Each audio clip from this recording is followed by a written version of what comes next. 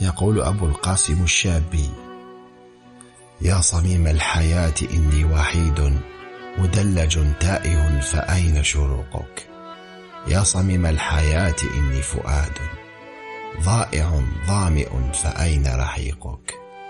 يا صميم الحياة قد وجم الناي وغام الفضا فأين بروقك؟ يا صميم الحياة أين أغانيك فتحت النجوم يصغى مشوقك؟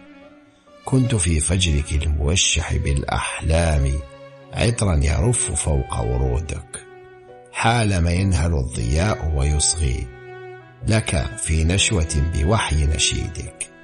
ثم جاء الدجى فأمسيت أوراقا بدادا من ذابلات الورود، وضبابا من الشذا يتلاشى بين هول الدجى وصمت الوجود.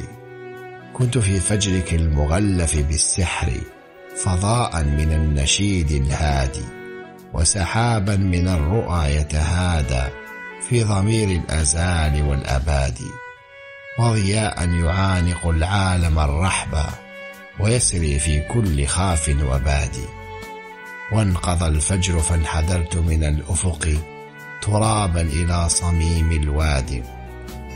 يا صميم الحياة كم أنا في الدنيا غريب أشقى بغربة نفسي، بين قوم لا يفهمون أناشيد فؤادي ولا معاني بؤسي، في وجود مكبل بقيود تائه في ظلام شك ونحس. فاحتضنيني وضميني لك كالماضي، فهذا الوجود علة يأسي. لم أجد في الوجود إلا شقاء صرمديا ولذة مضمحل.